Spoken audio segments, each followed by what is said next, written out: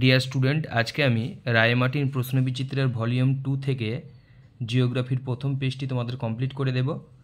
আমাদের বিদ্যাসাগর স্টাডি সেন্টারের পেজ থেকে সমস্ত পেজগুলো আমি তোমাদেরকে আস্তে আস্তে কমপ্লিট করে দেব। তোমরা ভিডিওর সঙ্গে জুড়ে থেকো।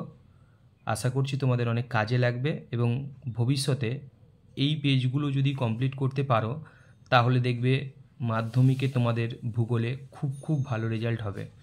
তাই চলো কথা না বাড়িয়ে প্রথম পেজটি আমরা কমপ্লিট করে নেই। স্টুডেন্ট, প্রথমেই আমি চলে আসলাম মডেল কোশ্চেন পেপার 1-এ। তার একের দাগে ছিল বিকল্পগুলির থেকে সঠিক উত্তরটি নির্বাচন করে লেখো। তার প্রথম প্রশ্ন ছিল, তোমরা দেখতেই পাচ্ছ, আরোহণ প্রক্রিয়ায় সৃষ্ট একটি ভূমিরূপ হলো বালিয়াড়ি। দ্বিতীয়ত ছিল নদীর গতিবেগ দ্বিগুণ হলে তার বহন ক্ষমতা বাড়ে 64 গুণ। তারপর ছিল দেখো ভ্যান অ্যালেন বিকিরণ বলয়ে অবস্থিত ম্যাগনেটোস্ফিয়ারে। তারপর বায়ুর আর্দ্রতা মাপার যন্ত্র হলো হাইগ্রোমিটার। 5-এর দাগে ছিল প্রশান্ত মহাসাগরে প্রবাহিত একটি শীতল সমুদ্র স্রোত হলো পেরু স্রোত। এটা খুব ইম্পর্টেন্ট প্রশ্ন, ভালো করে দেখে রাখবে। জোয়ারের প্রাবল্য সর্বাধিক হয় অমাবস্যা তিথিতে।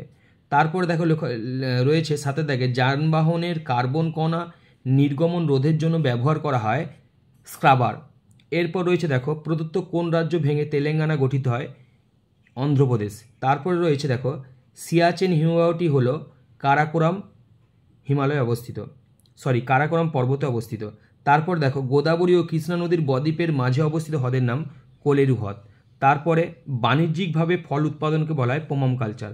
যদি ফুল বলতো তখন হতো ফ্লোরিকালচার, আর ফল যেহেতু বলছে তখন হবে পোমাম কালচার, আর শাকসবজি হলে ওলেরি কালচার। তারপর দেখো 12 দাগের প্রশ্নটি ছিল, পূর্ব ভারত থেকে পশ্চিম ভারতে স্থানান্তরিত হয়েছে কোন শিল্প? এটি হবে কার্পাস বয়ন। রয়েছে আরব সাগরের রানী বলা হয় কোচিকে। তারপর 14 দাগের কোশ্চেনটি ছিল, মানচিত্রের স্কেল 2 সেমিতে 1 কিলোমিটার হলে ওই মানচিত্রের আরএফ কত? এটির উত্তর হবে 1:50,000। এরপর আমি চলে যাচ্ছি বিভাগ ক্ষয়ে। তার প্রথম প্রশ্ন ছিল, জি.কে. গিলবার্ট গ্রেট শব্দটি প্রথম ব্যবহার করেন। এটি হবে শুদ্ধ। তারপরে ছিল ওজোন গ্যাস সূর্যের অতিবেগুনি রশ্মিকে শোষণ করে। এটি হবে শুদ্ধ। তারপরে ছিল পৃথিবীর ওপর চাঁদের আকর্ষণ বল সূর্য অপেক্ষা বেশি। এটি হবে শুদ্ধ, কারণ চাঁদের আকর্ষণ বল সূর্য অপেক্ষা 2.2 গুণ বেশি। তারপর ছিল কৃষ্ণ মৃত্তিকার অপর নাম রেগুর। এটি হবে শুদ্ধ।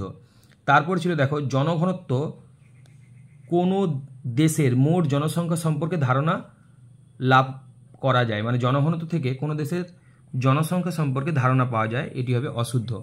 তারপর দেখো শিবপ্রসাদ চট্টোপাধ্যায়কে সবুজ বিপ্লবের জনক বলা হয়। এটিও হবে অশুদ্ধ, কারণ সবুজ বিপ্লবের জনক হলেন নরম্যান বোরলক, আর ভারতের সবুজ বিপ্লব যদি বলতো তখন হতো এম.এস. স্বামীনাথন। তারপর দেখো তারপরে রয়েছে পিক্সেলের সংখ্যা বেশি হলে উপগ্রহ চিত্র উন্নত মানের হয়। এটি হবে শুদ্ধ। তারপর আমি শূন্যস্থান পূরণে চলে যাচ্ছি।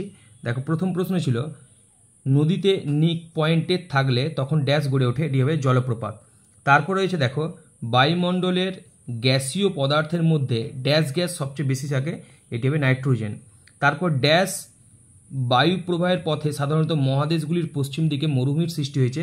এটি হবে আয়ন বায়ু। তারপর প্রশ্ন আছে দেখো চিনি শিল্পের বর্জ্য পদার্থকে ড্যাশ বলে। এটি হবে ব্যাগাসি। তারপর রয়েছে ভারত ও আফগানিস্তানের সীমারেখাকে বলে ড্যাশ। এটি হবে ডুরান লাইন। তারপর রয়েছে দেখো অরুণাচল প্রদেশ ব্রহ্মপুত্রের ড্যাশ নামে পরিচিত। এটি হবে সাংপো। তারপরে দেখো তোমার হচ্ছে যে 2.3-তে ছিল একটি বা দুটি শব্দে উত্তর দাও।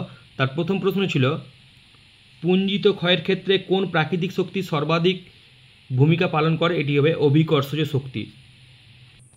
তারপরের প্রশ্ন ছিল, পৃথিবীর বৃহত্তম উপত্যকা হিমবাহের নাম কি? এটি হবে আলাস্কার হুবার্ট। তারপরের প্রশ্ন ছিল, বদ্ধ জলাভূমিতে উৎপন্ন গ্রিনহাউস গ্যাসটির নাম কি? এটি হবে মিথেন। নেক্সট ছিল, আটাকামা মরুভূমি কোন স্রোতের প্রভাবে সৃষ্টি হয়? এটি হবে হামবোল্ট স্রোত। পরের প্রশ্ন ছিল, কোন শক্তিশালী ক্রান্তীয় ঘূর্ণিঝড়ের প্রভাবে 2020 সালে দক্ষিণবঙ্গ ক্ষতিগ্রস্ত হয়েছে? এটি হবে আমফান। তার প্রশ্ন ছিল, ভারতের কোন অরণ্যে সিংহ পাওয়া যায়? এটা হবে গুজরাটের গির অরণ্য।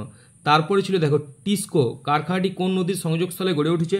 এটি হবে সুবর্ণরেখা ও খড়কাই নদীর সংযোগস্থলে। তারপরের প্রশ্ন ছিল, জিআইএস কথাটির সম্পূর্ণ অর্থ কি? এটার উত্তর হবে জিওগ্রাফিক্যাল ইনফরমেশন সিস্টেম। তারপরে দেখো বাম দিক ডান দিক ছিল মগ্নচড়া। এটি হবে তোমার প্ল্যাংটন। তারপর হবে ক্যান্সার ও চর্মরোগ। এটি হবে ক্রোমিয়াম। তারপরে আগ্নেয় পর্বত। এটি হবে ব্যারেন। এবং সোনালিকা হচ্ছে উন্নত গম বীজ। ভিডিওটি সম্পূর্ণ দেখার জন্য তোমাদেরকে অসংখ্য ধন্যবাদ জানাই। আমি আস্তে আস্তে এই রায়মার্টিন প্রশ্নবিচিত্রার ভলিউম 2-তে 16টি পেজ কমপ্লিট করে দেব। তোমরা সমস্ত ভিডিওটি দেখতে থাকো, আশা করছি ভিডিওটি তোমাদের অনেক কাজে লাগবে।